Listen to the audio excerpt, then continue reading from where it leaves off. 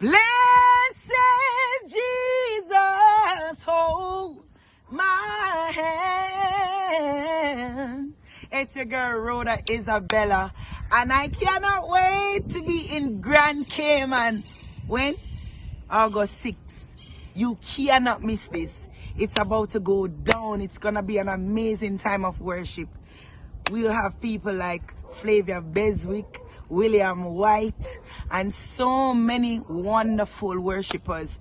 We're at the Lion Center. You can't miss this. It's gonna be amazing. See you there.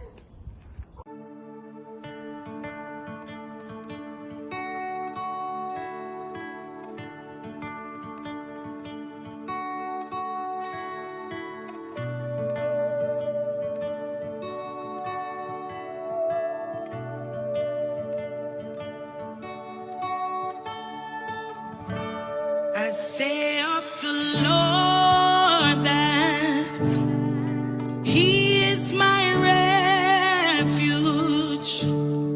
In Him will I put all of my trust. He's taking me daily. This and every Wednesday at 10:30 a.m., the radio show that provides a platform for a deeper understanding of issues affecting men in the Cayman Islands. Join us as we explore the low enrollment of men and boys in college classrooms, the absence.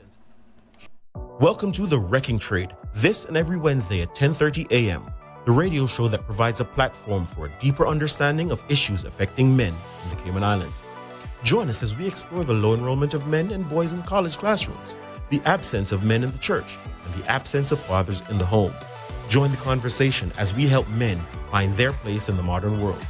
Through engaging interviews with experts and members of the community, we provide a clear picture of what healthy masculinity looks like as an example for boys and girls.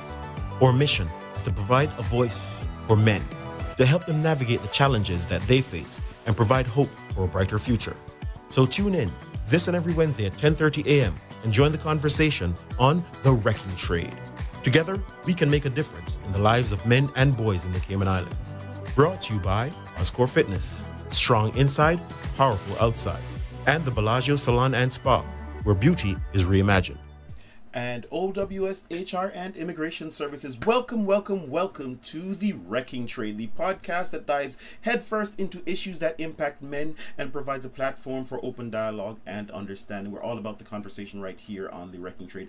I'm your host, Robert Lynch. Together, we are on a mission to paint a clear picture of what healthy masculinity looks like and means in today's ever-changing world. Let's say a big thank you to those of you who tuned in, who are listening. If you found value in the discussions and want to keep exploring these vital topics, please hit that like, subscribe, and share button on the YouTube channel. It really does great to help the algorithm so other persons like you can find the channel. We want to get this channel out to as many people as we can so that we can share the message and join the conversation. You'll also discover a treasure trove of all the other conversations that we have been having over the last 2 months. Again, remember to hit that like, that subscribe button, and hit the notification bell so whenever we go live or drop new videos, you can be the first to know.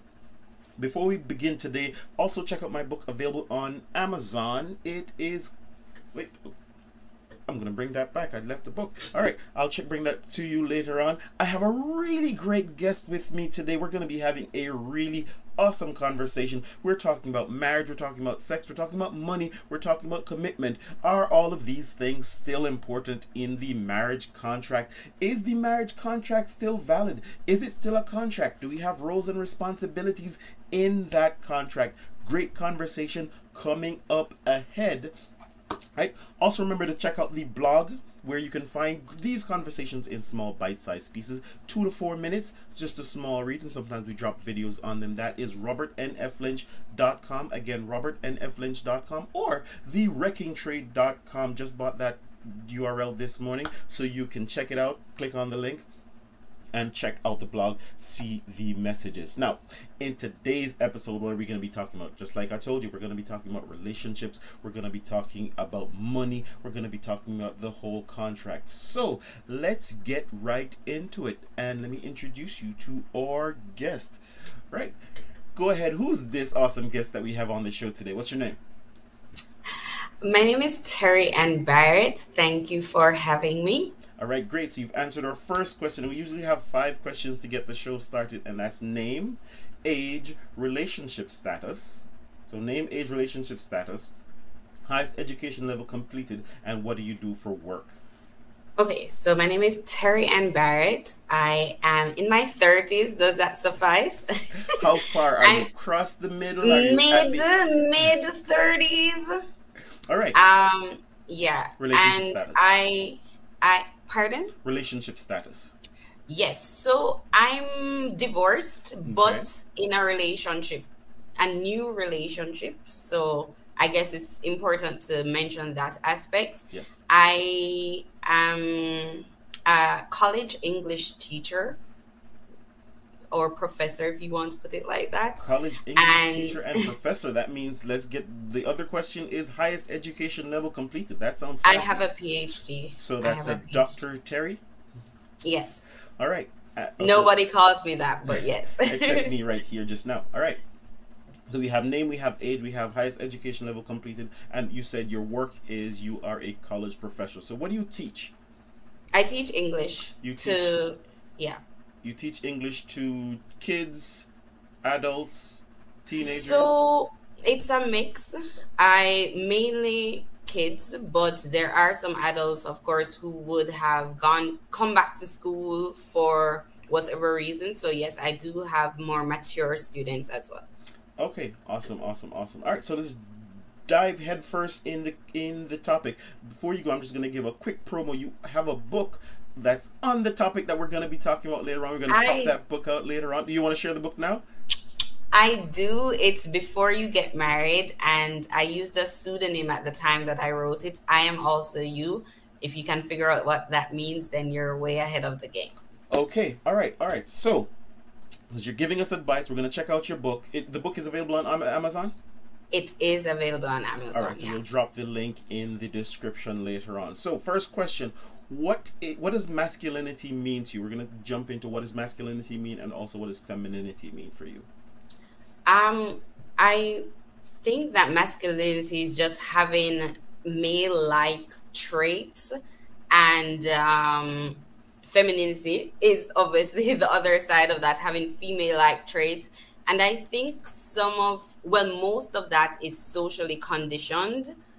So I think growing up, your parents and maybe the society, the culture in which you grow up in determines sort of, okay, these are male like tendencies or these are female like tendencies. And so you grow up with that. Yeah, that's it. Is based on your book, you're saying these are the things that we need to know before you get married, and we're talking about the marriage contract, and we're talking about all the things that need to happen in that contract, and we're talking about roles and responsibilities, and that's what we're going to be digging into today with you. And so the idea is, do men and women, husbands and wives, spouses, partners in a relationship have roles and responsibilities? Absolutely. Uh-huh. However, I think that those roles and responsibilities are defined by that unit. Um, of course, we would say that I was talking to a young person from my church recently, and she's not in a relationship. And she said to me that I don't need a man to walk on the outside if we're both walking on the street, because in the same way that he can take a hit from a car, I can take a hit from a car. And she just didn't see the necessity of that. But I said, but as a man, I think that he wants to do that for you. He wants to protect you. If they're both gonna get hit by a car, he would prefer to take the hit first. And I think a part of going into a marriage or a relationship is allowing the man to do that for you. You know, not because you can't do it, not because you can't take a car hit, doesn't mean that you should, right? You know what I mean? Yeah, so allowing him to be the man. Absolutely, Yes. and I appreciate you saying that, and that's usually where the conversation gets to or begins in this world or in the current dispensation where women are going around. I don't need no man. I don't need no man. And interestingly enough, if a man says I don't need a woman, then it seems misogynistic. It seems weird, and people shut it down. But it's okay for women to go, I don't need a man. And so let me ask you this question. You are married, you are in a relationship, there's a knock on the door, or you hear some rustling outside. You can still hear me, right? You hear some Yeah, yeah, rustling yeah. outside, someone's trying to break in and do harm to the both of you. And the man goes, hey, baby, I'm scared. You go protect us. What happens to you in your mind in that moment? I think that there is this unspoken we spoke about the social contract Uh-huh. earlier. I think there's this unspoken rule or role of the man as the protector, the man as the provider, in a sense. Like, even if the woman does some protecting, or even if the woman also does some providing, primarily it's, to me, it is the man's role to be the protector. So I'm going to hide behind him. I'm going to stay where it's safe until he checks out the potential intruder. Yes. But that's just me. The- And the reason why I'm saying traditionally is uh-huh. because we've seen, for example, I don't know if you saw that video of, what was it? I think it was a dog attacking a little child, and the woman grabbed the child and got her inside. In that moment, the Yes. woman was a protector, but it doesn't mean that if the husband were or her partner were there, she would have to do the protecting because he could do it. You know what I mean? I'm not saying that protecting is only a man's role, but it is primarily his role from my perspective. And I appreciate that framing, because many times we get in this conversation, we get caught up in the idea of, if we're saying something belongs to or is the responsibility of one person, then the other person can never do it, never touch it, never at all. And so Exactly. certainly if you are home alone, the man has gone out to hunt food, catch a deer, or gone to the supermarket, right?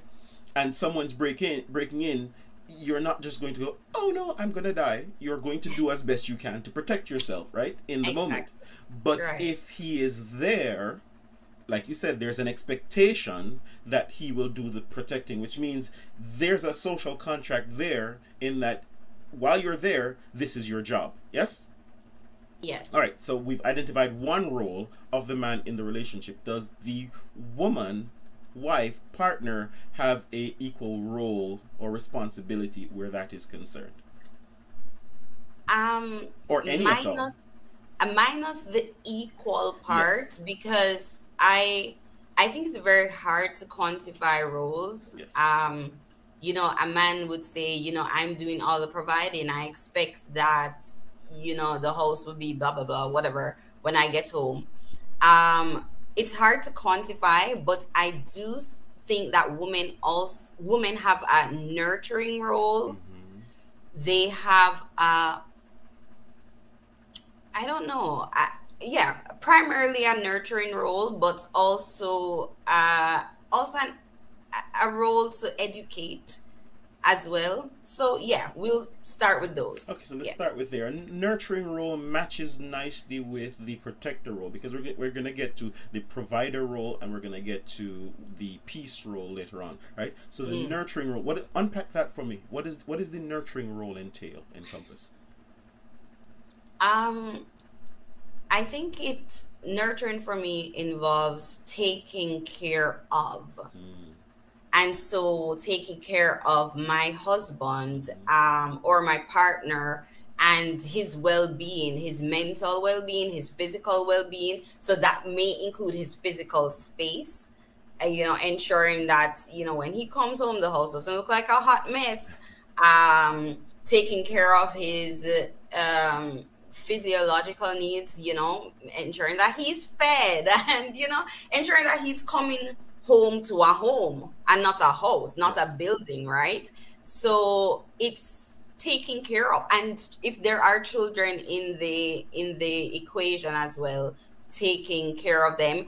Again, it goes back to the same thing that I was saying earlier. It does not mean that the man does not have any nurturing roles, because the man takes care of his kids as well. That's He right. takes care of his space. But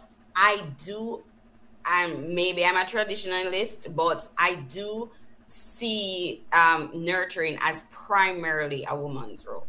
Awesome. So we've looked at the protector role, and we've looked at the nurturing role, and we're saying primarily protection belongs to the man. Not that the woman can't protect herself, but primarily that role belongs to the man. So even if he is away, he then has a responsibility to make sure that she's protected as far as possible outside of his presence. Would you agree or disagree? Agreed. Absolutely. There you go. All right. He's not. Yeah. No, He's you were not going to going say to. something. Right. He's not going to leave her in a house where there's the possibility of somebody coming in right while he's not there and attacking her or whatever, right? Fair enough, right? And that is not just fair, but primary, because even just because I'm outside of your presence, because I'm gone, doesn't mean that role has disappeared. Yes? That's right. So I guess in the same way, even if, and you'll see some of these shows where the wife is going away and she cooks and puts these things in the fridge and goes, hey, these are the things that, hey, if you need some food to eat this. So similarly, as she's going away, she still has a role and responsibility to make sure that, as you mentioned, those physiological needs, those other needs are cared for, those nurturing needs are cared for. Yes? Agree or disagree? Agreed. That's absolutely right. All In right. my head. In the In an ideal situation. In an ideal situation. I love those words when we throw them in there. Because we don't live in an ideal world. So No. so are we saying that when we drop that in, are we saying sure, that's what we operate on in principle, but this never happens? What are we saying there? So we started this conversation with me saying that I think it's up to the couple to define what the roles are in the confines of their relationship. I can't sit here with you and define what's gonna work for your relationship. If, for example, the husband, let's take cooking. Mm-hmm. If, for example, the husband is a chef and he's a better cook than his wife, and he wants to take on that role in their relationship, who am I to define what works in their Fair enough. Fair enough. relationship? So that's why I say in an ideal or in the traditional sense of things, that's what it should be.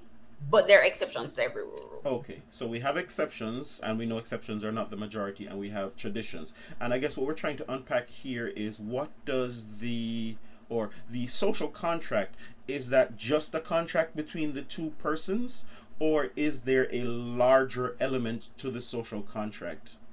Do we have a responsibility to society as well, to our community as well? And do those roles impact those relationships? They do. They do. We do have a, I think that we do have a responsibility to the larger community. For a myriad of reasons. One of them is that there are people who are not growing up with evidence of what marriage looks like. Yes. As an example, I grew up in a single parent home. So my examples of marriage came from those who are around me, the church. And that may have been good or bad, right? Anyways, so if And I you do, stick up in right there, because that's what I'm truly trying to unpack uh, there. When we get into the idea or the concept that everyone can just make up their own rules of what works best for them, do we run the risk of creating that environment where every man does what he sees fit in his own eyes, and so the children growing up, people coming around, can be confused by mismessaging or confused messaging? mm, I think that you are responsible for what happens in your household, Mm-hmm. meaning that at the end of the day, these are the people that you answer to, your partner, your kids, and etc. You may choose to be responsible to your social environment and say, hey, you know what? I'm gonna set an example, but you're not responsible for how they perceive your marriage. You're not responsible for how um they grow up as a result Mm-hmm. of what they've seen from your marriage. You're not responsible for that, but you can decide to say, I want to show an example, but what is done with it is up to them. I'm not taking responsibility for that. I'm hearing you, and Okay. and Do I'm you, working do through you it. get it? Okay. I know, I Not get it. I really. get it. In that, and that's, I guess, part of the culture now. In that, I'm only responsible for myself. It's not responsible for myself. It is that I cannot take and I did Uh this huh. when I was younger. Yes. I cannot take the burden of how every single person is going to perceive all the actions that I decide for my family, which is best for my family, and change it because I don't want to offend everyone else. Fair enough. Fair enough. And what I want to do is to take the offense out of it, right? And so we're not talking about offense, because I try to operate in this space where we're building. Mm-hmm. And as a culture, if we're looking at, hey, all right, I'm responsible for my family, but my family as a unit has a responsibility to the larger community as well to represent a particular thing, because like you said, there are many persons in this imperfect world that don't have that example, that don't have things to look at. And if I'm giving them, say, a message that only works for me, there's a high likelihood that that person will go, like you said, well, since I don't know what marriage looks like, let me look over there at Robert, let me look over there at Terry, and I might presume to think that what they're doing may be something that I can adopt. Do I have a responsibility then to manage what I do if I'm aware? Because influence is a real thing, yes? Yes or no? Yeah, yeah. Yes, it is a real thing. And do I have a And responsibility to manage my influence? Because we see, and many times we see these major stars, and we see wars going on in the world, and people are going to ask Beyonce, what does Beyonce know about war? Probably nothing, right? But we recognize that because of her influence, her opinions become a little bit more important, because her opinions will influence people. which is why I think that's exactly what I'm saying, Yeah. that you do have a responsibility to the wider society. Uh-huh.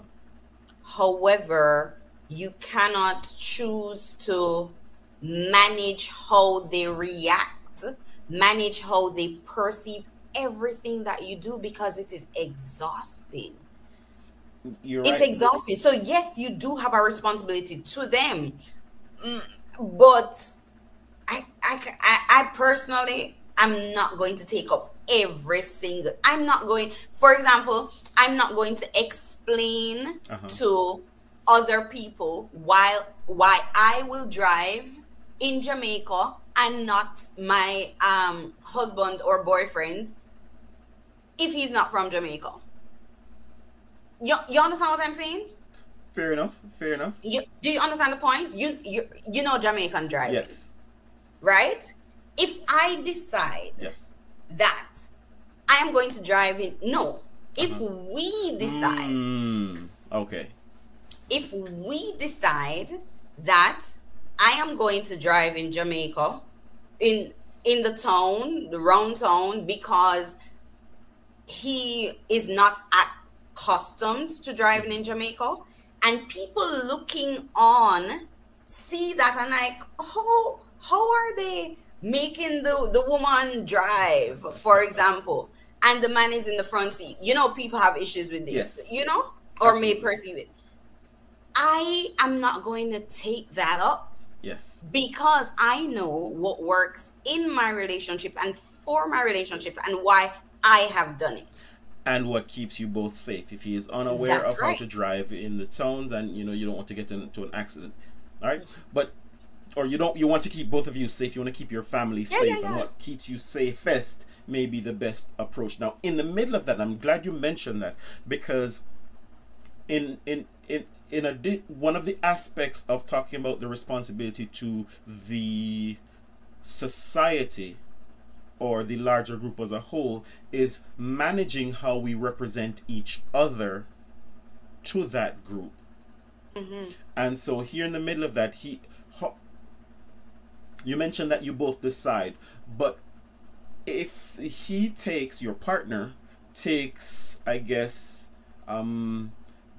feels disrespected or feels less than in the middle of that, do you have a responsibility there to help manage that impression that the others or the outside world may be taking from what is going on? Absolutely, but absolutely, because you remember, I'm responsible for ensuring that he feels well. Ah, No, yeah, that he feels, um, like the man in the yes. situation, that he feels, and so I am going to, we're going to have a conversation and we're going to do what makes him feel well, as long as it does not put us both in danger. Fair. And because I'm dating, or I would hope that people would date people that are sensible, he's not going to say, oh, no, no, no. I mean, even if we crash, I'm going to drive. You know what I mean? Um, I I would hope that he wouldn't say that. I would hope that he would be sensible enough, and he is, to say, and well, I can actually tell you, I don't know if he's gonna curse, but um, we made a decision in that situation that he would drive on the highways and I drive in town, and he's okay with that, and I'm okay with that. Okay, so you're both okay with that, and he is okay with taking whatever comes with that. It's an interesting thing that you said just now, in that you hope he's sensible, and it's one of the things that I find that sometimes happens in relationships, is that if we may not agree with something, we may paint it as less than, which may in turn force the other person to maybe not express some of these things that may be important to them, because hey, if I say that I want to drive, even though I can't drive as good as you, I might be seen as stupid. We're going to dig into that a little bit more when we come back after this break. Welcome to OWC HR and Immigration Services, your trusted partner in the Cayman Islands. Navigating the immigration process can be overwhelming. We take time to understand your unique needs and provide personalized, budget-friendly solutions to tackle your HR and immigration challenges. We streamline your operations from recruitment to performance management. We guide you through ensuring compliance at every step. Experience the peace of mind that comes with OWC HR and Immigration Services. Contact us today for a free consultation. OWC HR and Immigration Services. Your solution, your success. Welcome to the Bellagio Salon and Spa, your one-stop destination for all your hair, nails, skin, and body needs.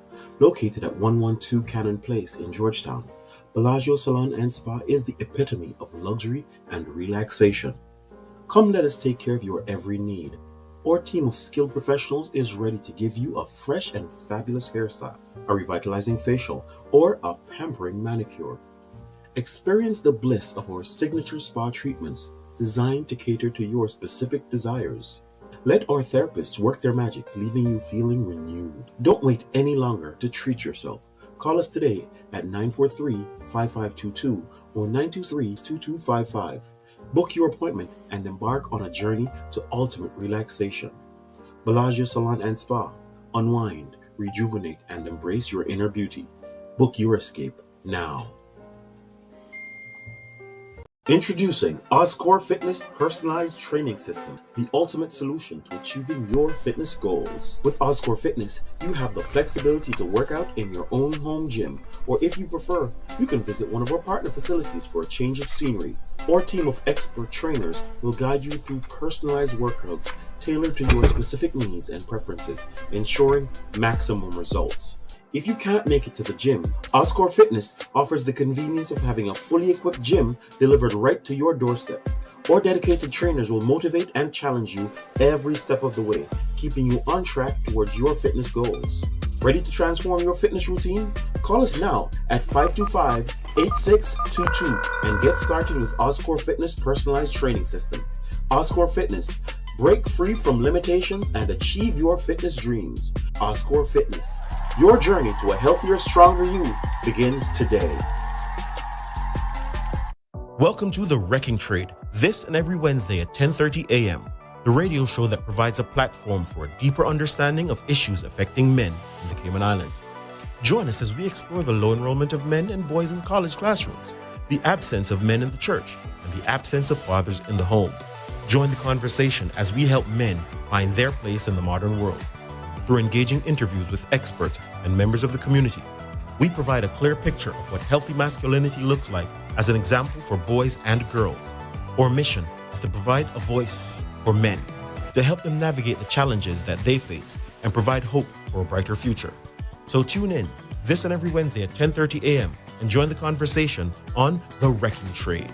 Together, we can make a difference in the lives of men and boys in the Cayman Islands. Brought to you by Oscore Fitness, strong inside, powerful outside, and the Bellagio Salon and Spa, where beauty is reimagined. Welcome back to The Wrecking Trade, where we're digging into the conversation about the social contract in marriage. We're talking about sex, we're talking about relationship, we're talking about how things work, either with the couple or if we have a responsibility to the larger community and what that looks like. We are digging into the conversation with my awesome guest, Miss Dr. Terry Anna. What's going on, Terry? Nothing much. I should mention at this point that Terry is in Canada, where the rules are different than they are in many other communities. For instance, I think that one of the laws in Canada, correct me if I'm wrong here, Terry, is to misgender a person is actually illegal. It's a hate crime. It's frowned upon. It's frowned upon. It's frowned upon. Okay, and so we do understand that different communities have different rules, and so here in the Cayman Islands we also have different rules, and we have different groups who are operating those rules. But here, as members of the faith, you did mention you were talking to someone in church the other day. If in your particular faith, that because that one now becomes a group, are there responsibilities or roles that may be common to that faith group that may be an identifying mark to that faith group, and is it necessary for members of that group to maintain those roles? Um, so I think that's basically the conversation that we've been having. And and this is why I keep speaking about the Yes. traditional roles and so on. So the traditional role of a woman as nurturer, the traditional role of a man as provider, and so on. And yeah. All right. So, for instance, here and tradition is important, and tradition is the thing that anchors us to our history, right? And so we recognize the value of traditions in our groups. And so, is there value in changing traditions as it relates to helping persons to figure out what works best for us as a society? Is there value to, Or is there value on the other side? Or is there value in maintaining traditions to maintain order in society? And this is set against the backdrop of looking at the actual statistics of what one type of relationship looks like and what the other type of relationship looks like. We've talked about you grew up in a single mother household, and on this show we've talked about the statistics coming out of single mother households and how those affect the children in those groups. And we looked at, and everyone agrees or accepts that the protective factors provided by a two-parent household is significantly more important or of greater value than that can be provided in single mother households. Yes. Yes, in fact, I read recently that products of single father Uh-huh. households may, be more fit to deal with the challenges of life than a single mother household. Oh, yes, but more and more the numbers go at 68% of households are led by mothers or single mother households. Hmm. And so you mentioned earlier that there was a young lady who was going, I don't need no man. And that also comes with the idea of many women are going, I can always get IVF or, get artificial insemination and have kids. Women are going, I can do this all by myself. I can raise my kids all by myself. I can do that. And so we have that on one side, and then on the other side we have tradition that says, hey, get married, raise children in a household together, because that in and of itself has protective values and helps to create or build stronger members of society in the future. Yeah, I when you ask a question such as, should we, Yes. hold on to tradition, we maintain, I don't think that those types of questions can be um answered collectively. Uh-huh. I think that they may have collective impact if individually we decide that I want to maintain my family in this way, meaning I want to maintain my family in the way that my husband is the primary provider. Mm-hmm. I am okay with staying at home, or I'm okay with working a little bit less. I'm okay with being traditionally being mm, um primarily the nurturer, the caregiver, a housewife. I can make an individual decision about that, and it may affect the collective, but I don't think we as a whole, or Okay. as a group, as any can decide that. I don't. I think it's individual, and it may have collective effects. Fair, fair. So I'm hearing you say that. Are there other things? Are there things in the world though that we have to agree on collectively? Those unspoken social contracts, you mean? Yes. Um, Because one of the ones that quickly run to mind is we've agreed collectively that having a military is important. So many countries around the world have agreed that hey, we have military service. We've and agreed. that's not true. What's That's not not true? true. There are people who are against military intervention. There are people who are against Let me clarify, right? So go ahead. certainly in anything you will have outliers who Yes. will not go along with what the group decides, right? But what I'm trying to get to is that there are some things that the group as a whole, nations as a whole, have decided are important. Let's get a little bit close to home. Every single community, every single country, every single town has a police force. Yes, Mm-hmm.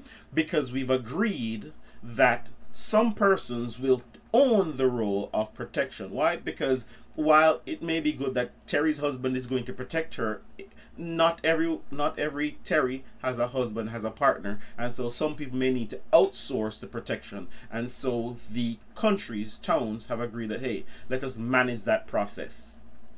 Some people may not agree with the military, some people may not agree with the police force, but as a community, as a society, we've decided that these things are important. Sure. Right? I And I'm following you so we've far. decided that these things are important for the betterment of society.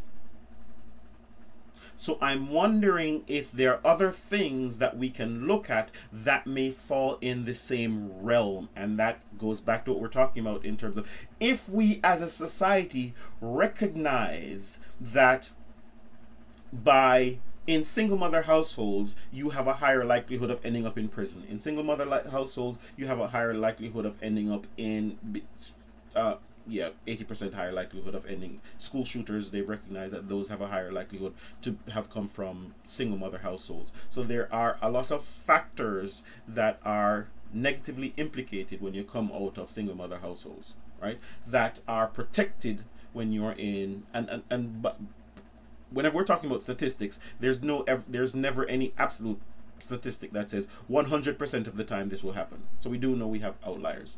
What we're talking about here is for the greater good. Are there things that we may need to agree on?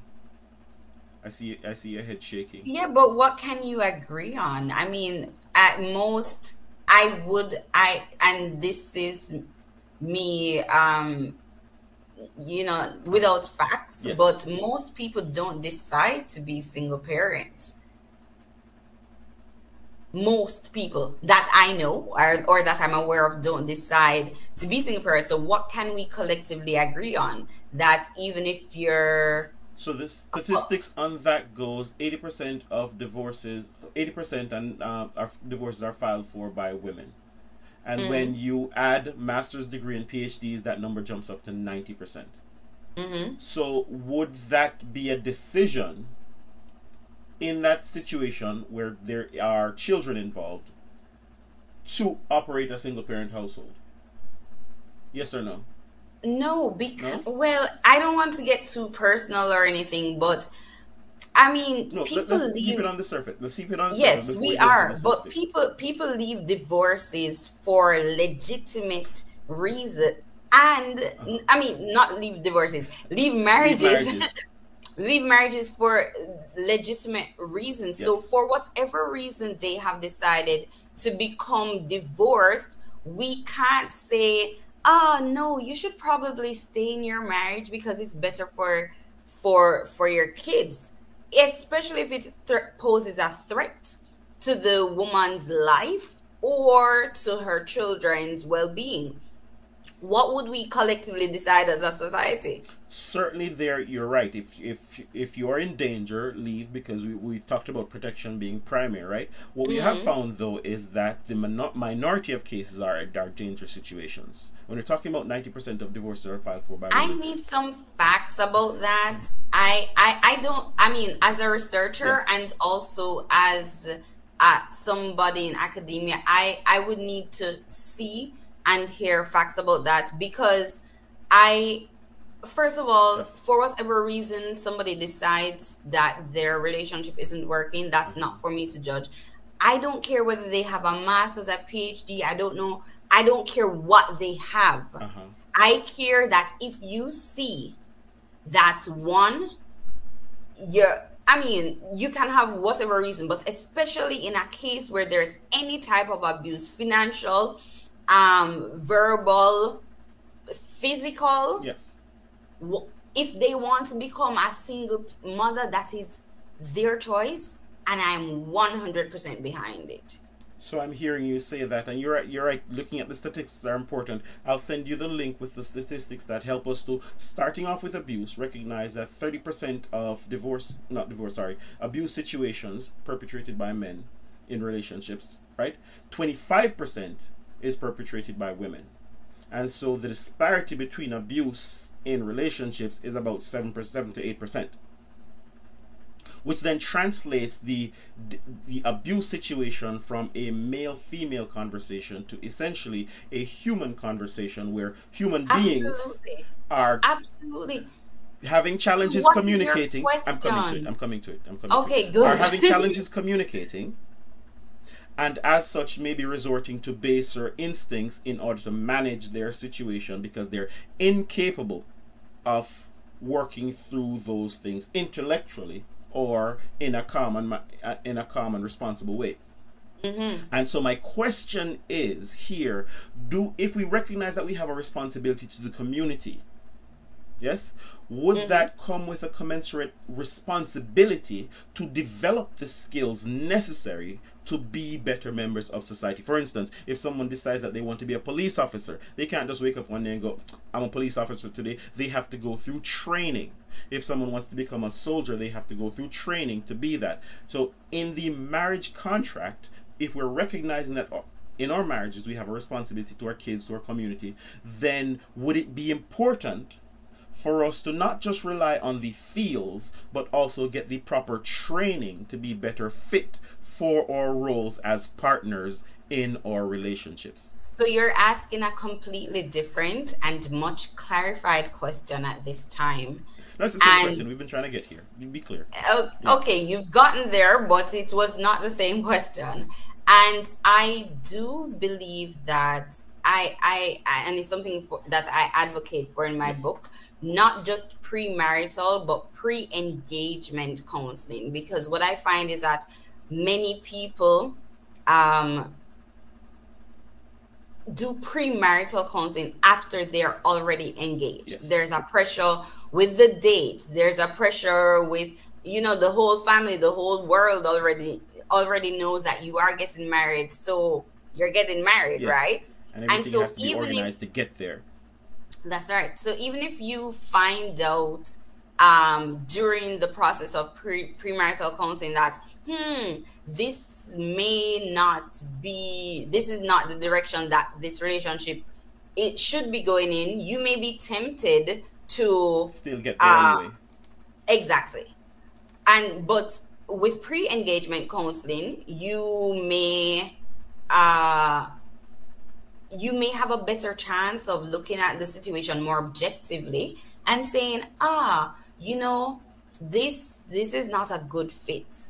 Let's not advance to go. Let's not collect $200. You know what I mean? So yeah.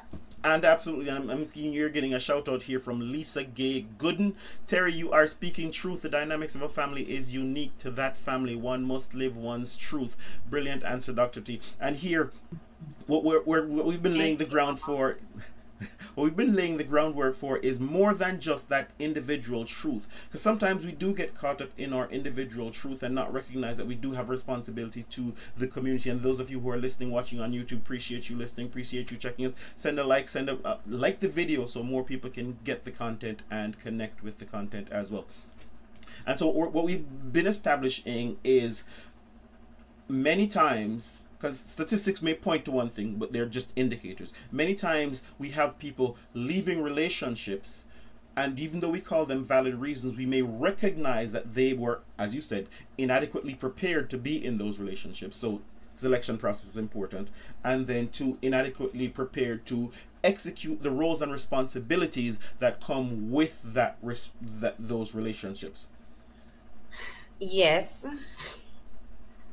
Yes, agreed. But I think that unless you have, and you've never been divorced, right? I hope, or yeah, but I don't know.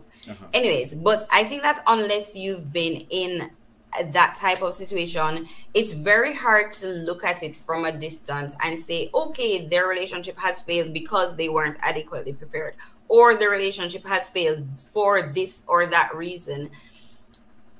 And So- maybe this is Hold on there, because sometimes in these things it might be easy to.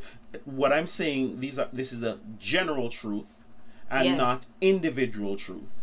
Because individual, as the good Lisa has said, individual Lisa. truth may be different, and so individual circumstances may cause persons to feel a particular way about the thing that is happening. That though does not negate the fact of, could I do something to better prepare myself? Forget the past, because we can't drink milk that's been spilt, right? Would I need to do something to differently prepare myself if I do decide to be in the next situation? And that does require being able to look back and go, you know what, yeah, we failed apart, we messed apart, things didn't work out, but you know what, I could have learned to cook chicken. right, or I could have done this. And it is important not to do it because, hey, so that we can cry over last week, but recognize that, hey, walking into tomorrow, there's always a lesson to learn. Yes or no? Yes. And those lessons are deeply connected to the responsibilities that we have to the community. Those lessons are, would you say you have a responsibility to demonstrate respect for your husband, your partner, in public? Because if Yes. okay, is that just between the two of you?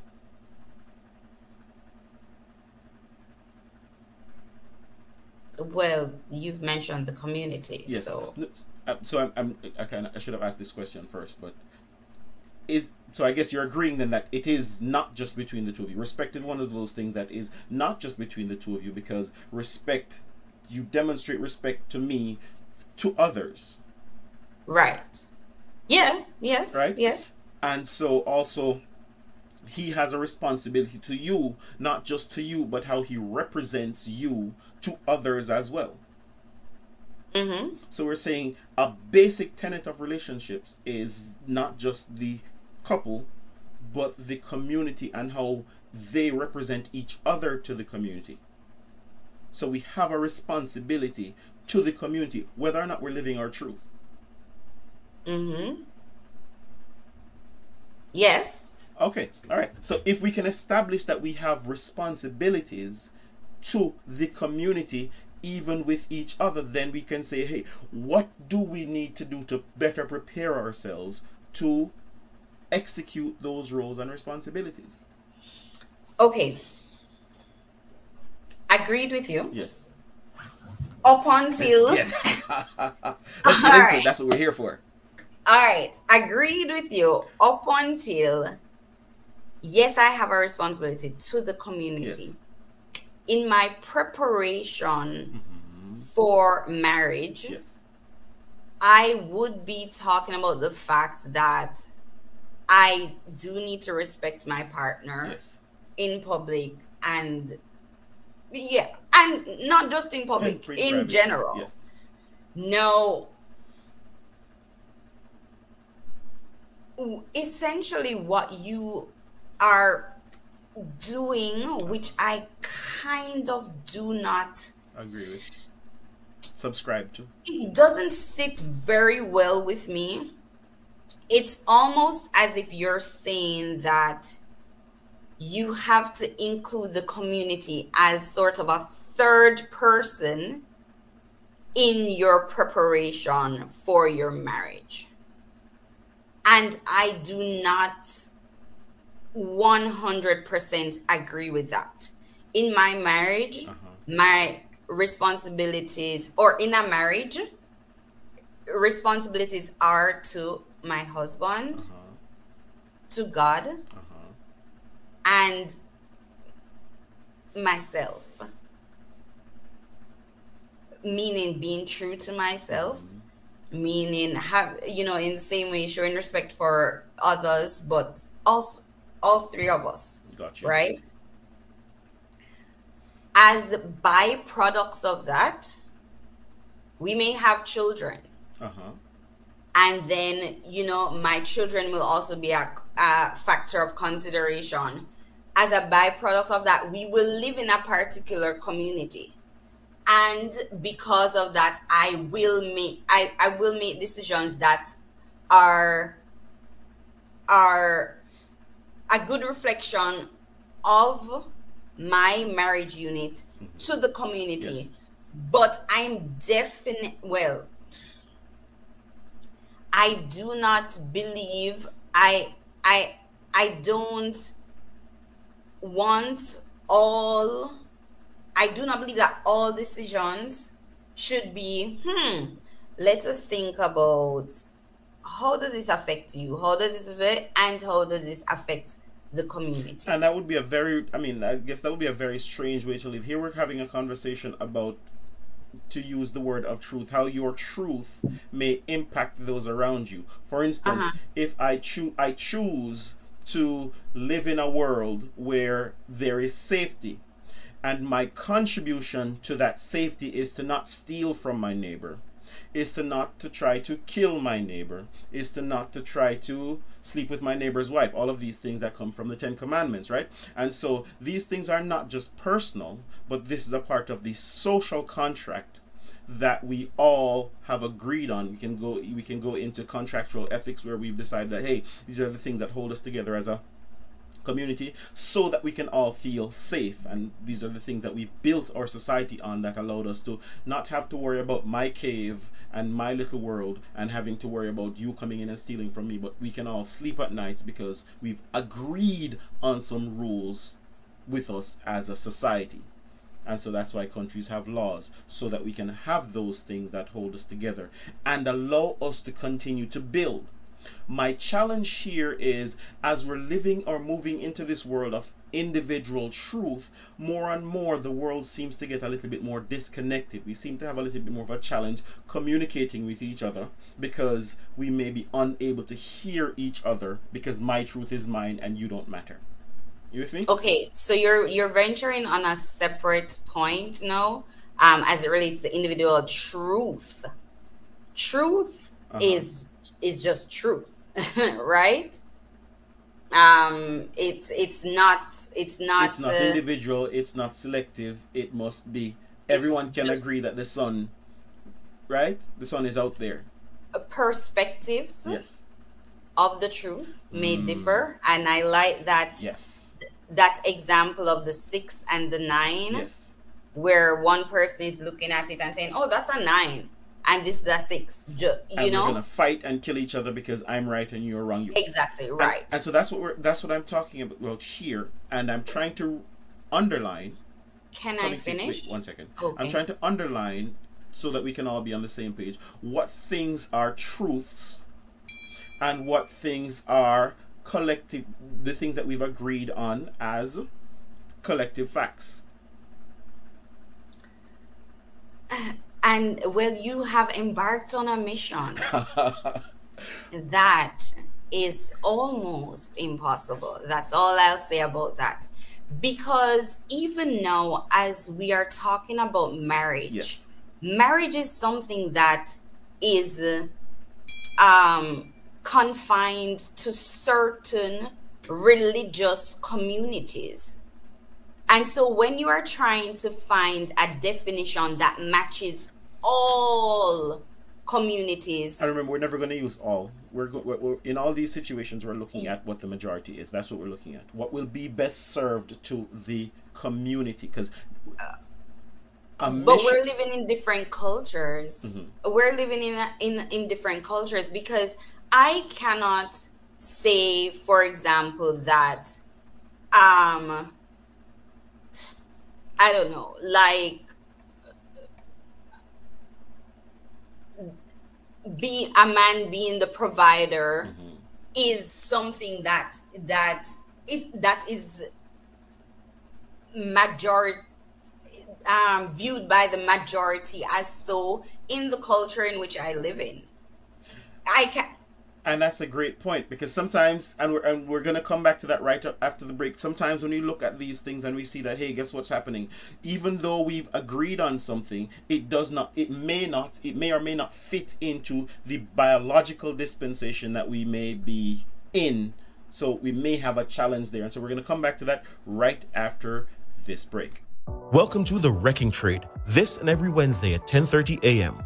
The radio show that provides a platform for a deeper understanding of issues affecting men in the Cayman Islands. Join us as we explore the low enrollment of men and boys in college classrooms, the absence of men in the church, and the absence of fathers in the home. Join the conversation as we help men find their place in the modern world. Through engaging interviews with experts and members of the community, we provide a clear picture of what healthy masculinity looks like as an example for boys and girls. Our mission is to provide a voice for men, to help them navigate the challenges that they face and provide hope for a brighter future. So tune in this and every Wednesday at 10:30 a.m. and join the conversation on The Wrecking Trade. Together, we can make a difference in the lives of men and boys in the Cayman Islands.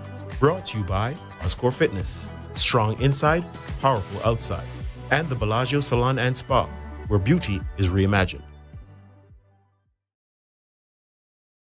Welcome to OWC HR and Immigration Services, your trusted partner in the Cayman Islands. Navigating the immigration process can be overwhelming. We take time to understand your unique needs and provide personalized, budget-friendly solutions to tackle your HR and immigration challenges. We streamline your operations from recruitment to performance management. We guide you through ensuring compliance at every step. Experience the peace of mind that comes with OWC HR and Immigration Services. Contact us today for a free consultation. OWC HR and Immigration Services.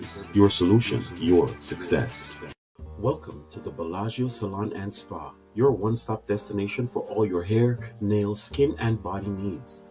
Located at 112 Cannon Place in Georgetown, Bellagio Salon and Spa is the epitome of luxury and relaxation.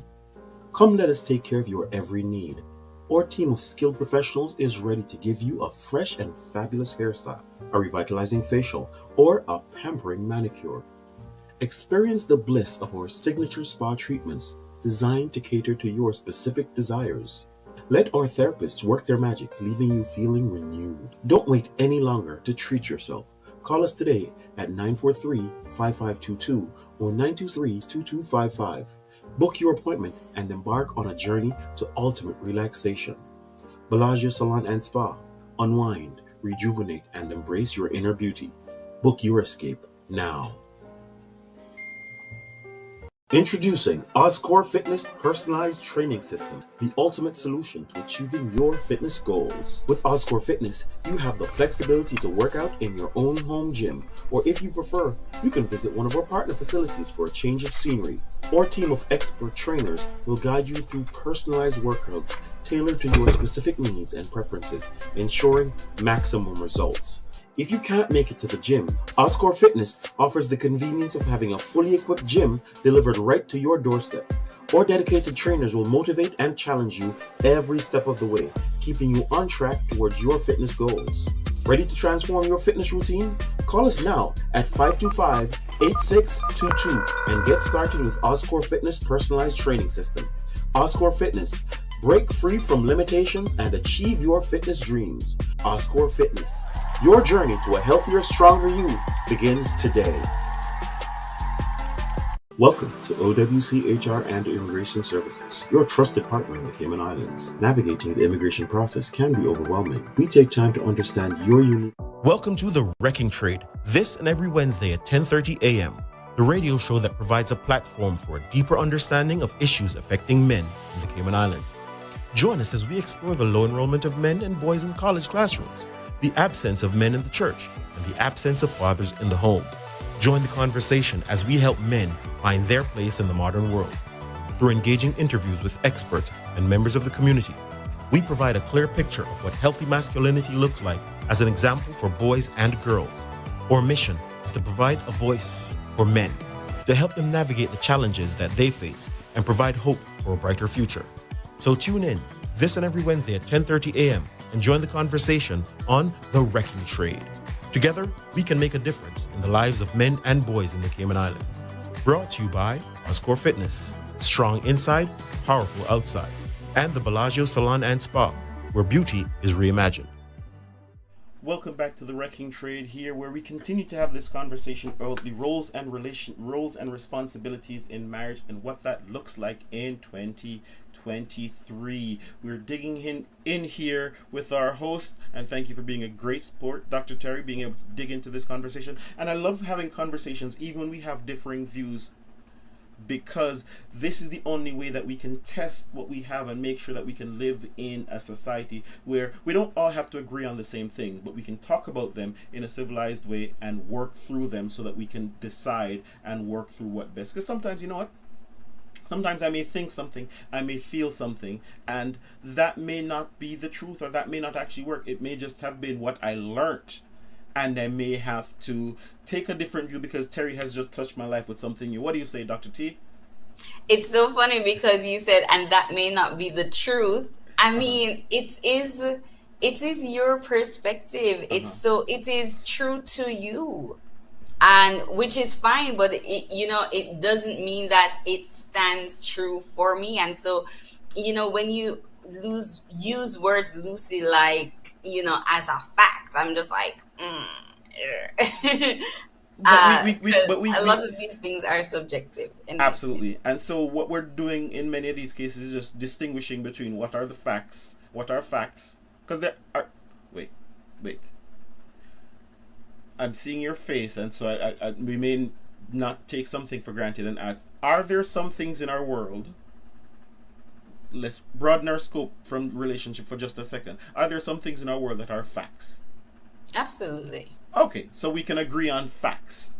Yes. And so while some opinions may feel true, they may not rise to the level of fact, and they may just be at the level of perspective. And so the things that we can agree on as fact, we can hold on to those things. And then perspective, now we can work through them and see what works best for us. Mm-hmm. Okay, right? So in our relationship, we are going to agree that gravity is a fact, and so if we jump off something high, we're going to fall and hurt ourselves, and we can agree on that. But who does the dishes? We can figure out what works best for us. Mm-hmm. All right. So just now we kind of talked about, and I have this video that I'm trying to find where there's this young lady who is sharing her dilemma, and her dilemma is she is a liberal woman, but she wants to find, or she's unable to find, a liberal man who subscribes to traditional tendencies or traditional beliefs. And what does that mean? And that's the question. So let me see. No. My question, what does that mean for her? I don't know. So yeah. Let's see. I'm going to run it, and then we can see what it means to her. Do you want to know one of the saddest realizations I recently had? Was that as a liberal woman, it is really hard to find a man who is willing to play the more traditional masculine role in the relationship in today's day and age, who is not a conservative. A man who wants to pay on the first date, who wants to open your door, who has that want and desire to take care of you and to provide, who is not a conservative. And obviously, as a liberal woman, I do want to be respected for my independence. And I do want to have my own autonomy in the relationship and not be confined or conform to the traditional. Do you want to know one of the saddest realizations I recently had? Was that as a liberal woman, it is really hard to find a man who is willing to play the more traditional masculine role in the relationship in today's day and age, who is not a conservative. A man who wants to pay on the first date, who wants to open your door, who has that want and desire to take care of you and to provide, who is not a conservative. And obviously, as a liberal woman, I do want to be respected for my independence. And I do want to have my own autonomy in the relationship and not be confined or conform to the traditional female homemaker, childbearing role.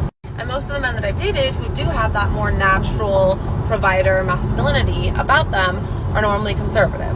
So I don't really know what to do because I don't want to compromise my morals and values just to find a man. But am I asking to have my cake and eat it too? And the question there is she just trying to have her cake and eat it too? What are your thoughts on that, Dr. Terry? I think there are two issues at play here. Is she talking politics in one sense and also talking about relationships in another? Because her not being able to find a traditional man, first of all, that's one, and she's saying who is not a conservative, which means she doesn't. I'm not going to get into the nitty-gritty of it, but it seems to be a political issue as well as a relationship issue. These men exist. They do exist. I know that for a fact. There you go. I'm just gonna plug that right in there. Anyways, but they do exist. Props for the boyfriend, right? Props for the boyfriend. Yes, props to the boyfriend. She's saying the traditional men who, pay on first dates, etc. They exist. They do exist. I want to know what she defines as a liberal woman. That was not clear to me.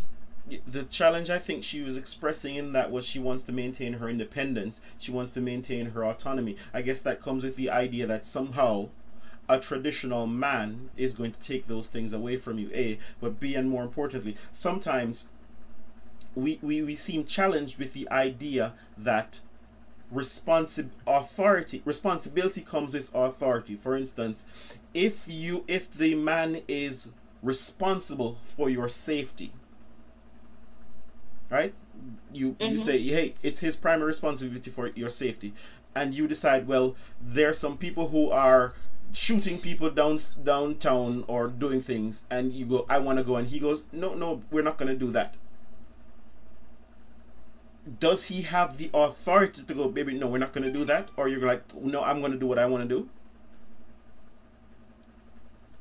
I don't think that's what she's raising. But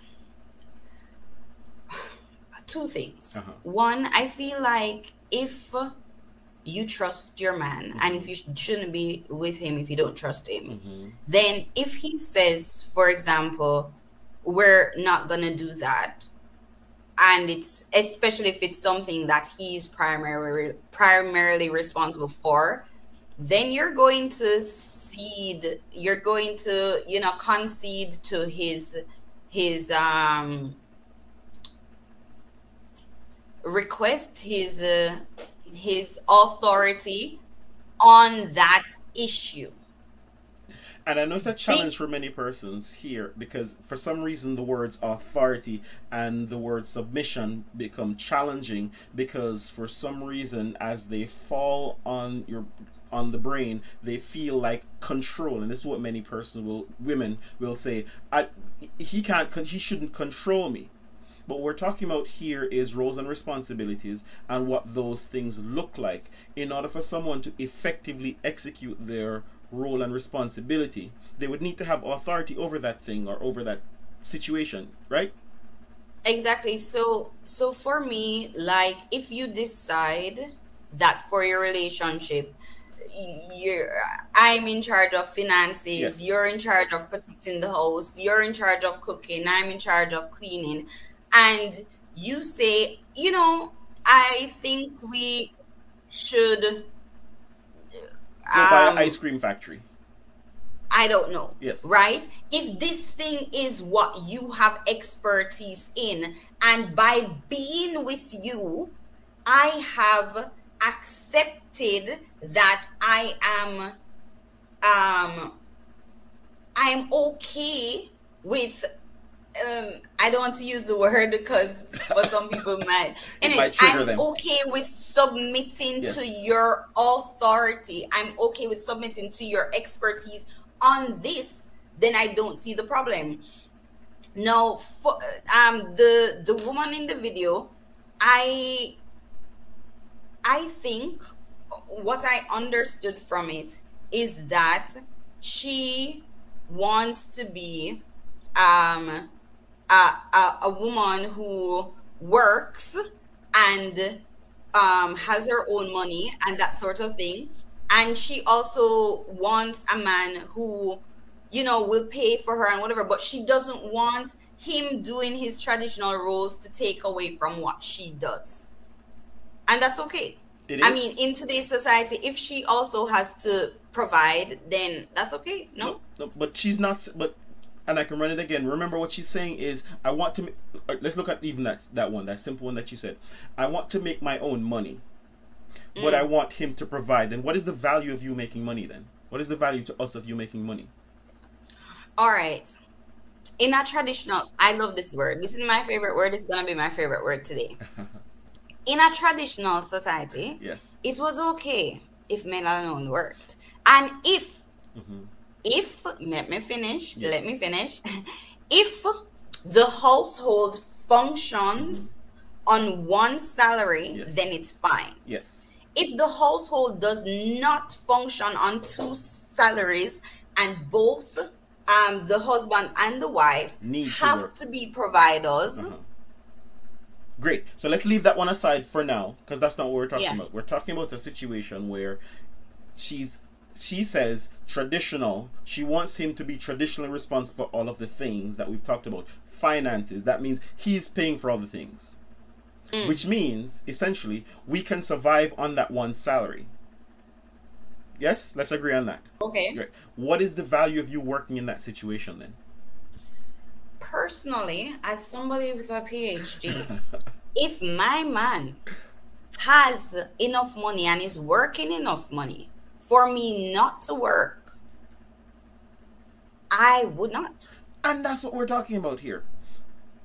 Meaning that I am okay. I mean, obviously, I'm going to find something useful to do with my time. Of course, you're not going to just sit on the couch and watch soap operas. I love teaching, and that's something that I would do whether or not I was working.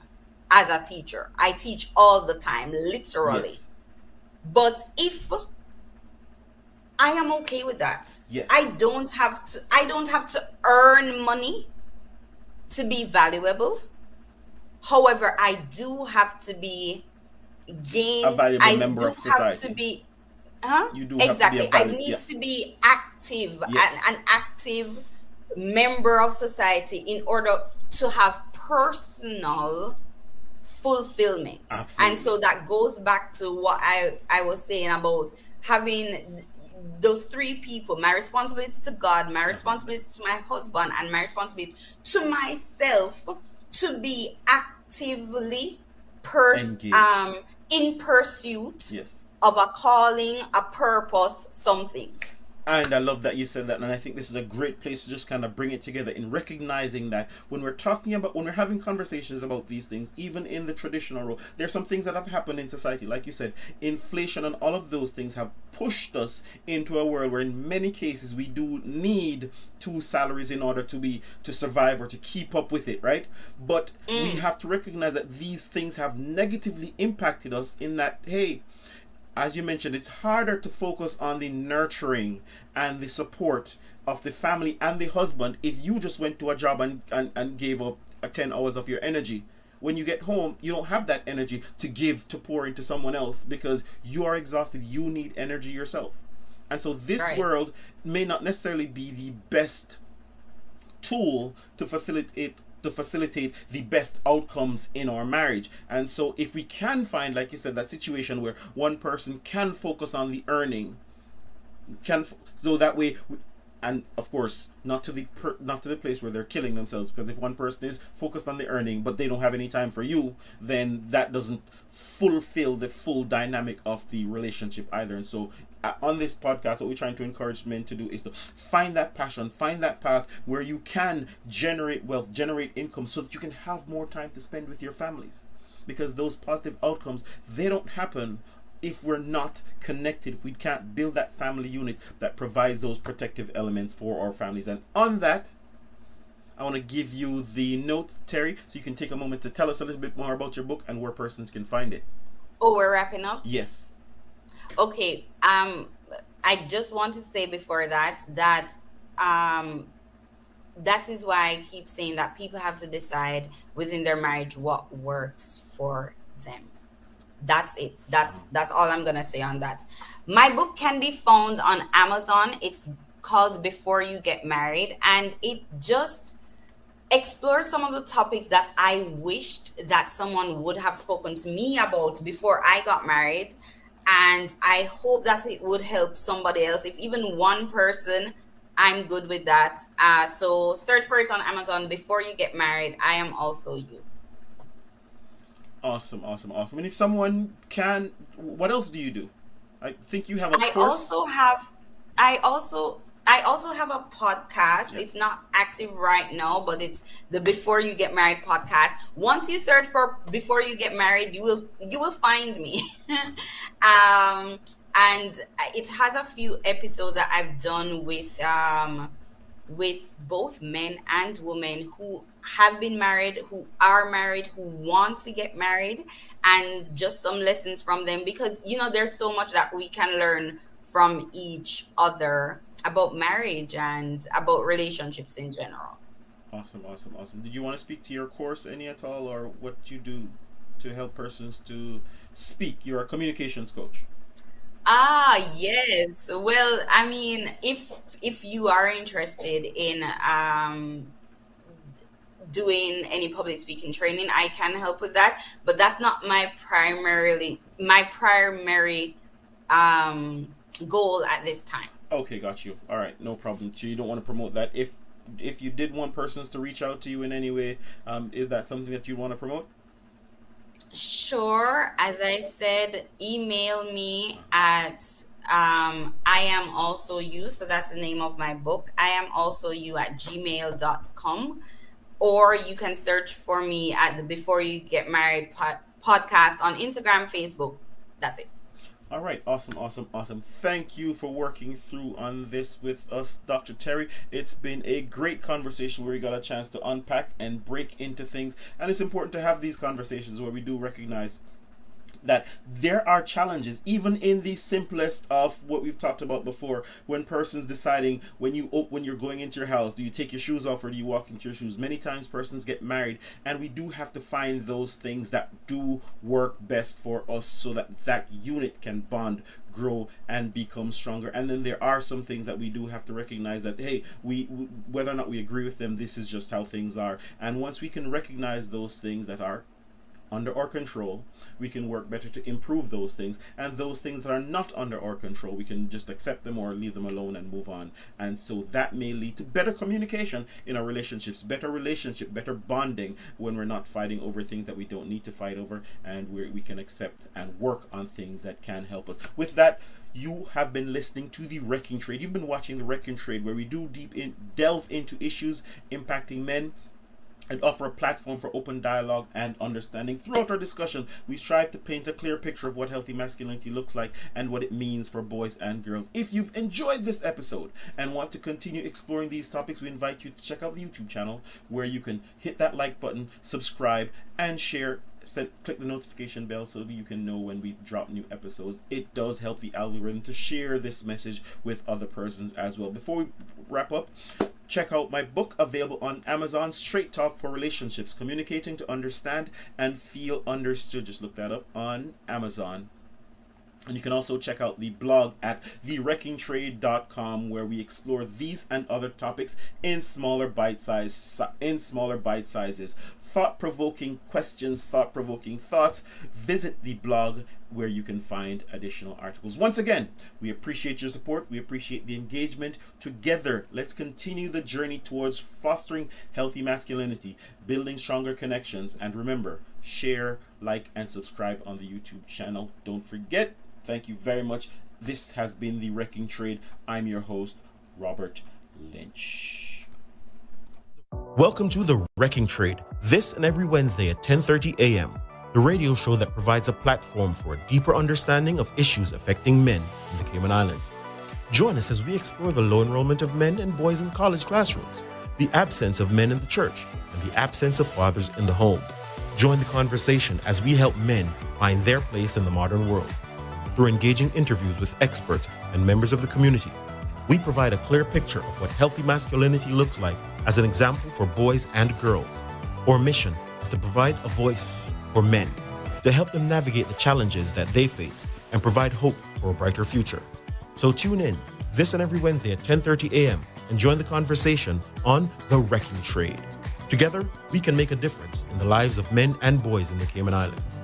Brought to you by Oscore Fitness. Strong inside, powerful outside, and the Bellagio Salon and Spa, where beauty is reimagined. Welcome to OWC HR and Immigration Services, your trusted partner in the Cayman Islands. Navigating the immigration process can be overwhelming. We take time to understand your unique needs and provide personalized, budget-friendly solutions to tackle your HR and immigration challenges. We streamline your operations from recruitment to performance management. We guide you through ensuring compliance at every step. Experience the peace of mind that comes with OWC HR and Immigration Services. Contact us today for a free consultation. OWC HR and Immigration Services. Your solution, your success. Welcome to the Bellagio Salon and Spa, your one-stop destination for all your hair, nails, skin, and body needs.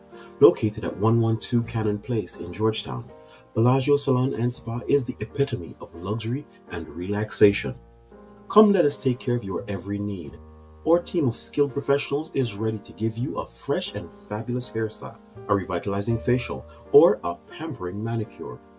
Experience the bliss of our signature spa treatments designed to cater to your specific desires. Let our therapists work their magic, leaving you feeling renewed. Don't wait any longer to treat yourself. Call us today at 943-5522 or 923-2255. Book your appointment and embark on a journey to ultimate relaxation. Bellagio Salon and Spa. Unwind, rejuvenate, and embrace your inner beauty. Book your escape now. Blessed Jesus, hold my hand. It's your girl, Rhoda Isabella, and I cannot wait to be in Grand Cayman. When? August 6th. You cannot miss this. It's about to go down. It's going to be an amazing time of worship. We'll have people like Flavia Beswick, William White, and so many wonderful worshipers. We're at the Lion Center. You can't miss this. It's gonna be amazing. See you there.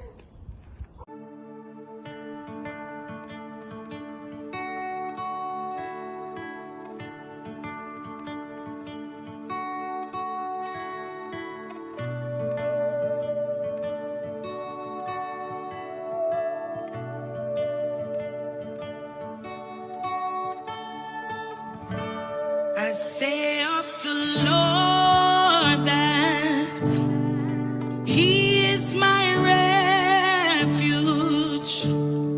In Him will I put all of my trust. He's taken me daily. Blessed Jesus, hold my hand. It's your girl, Rhoda Isabella, and I cannot wait to be in Grand Cayman. When? August 6th. You cannot miss this. It's about to go down. It's gonna be an amazing time of worship. we'll have people like Flavia Beswick, William White, and so many wonderful worshippers. We're at the Lion Center. You can't miss this. It's gonna be amazing. See you there. Flashpoint in association with Inspiration Cayman presents a vintage Jamaican Independence Day.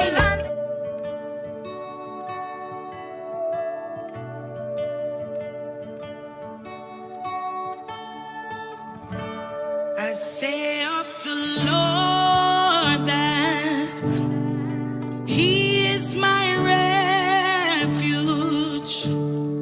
In Him will I put all of my trust. Welcome to The Wrecking Trade, this and every Wednesday at 10:30 a.m., the radio show that provides a platform for a deeper understanding of issues affecting men in the Cayman Islands. Join us as we explore the low enrollment of men and boys in college classrooms, the absence of men in the church, and the absence of fathers in the home. Join the conversation as we help men find their place in the modern world. Through engaging interviews with experts and members of the community, we provide a clear picture of what healthy masculinity looks like as an example for boys and girls. Our mission is to provide a voice for men, to help them navigate the challenges that they face and provide hope for a brighter future.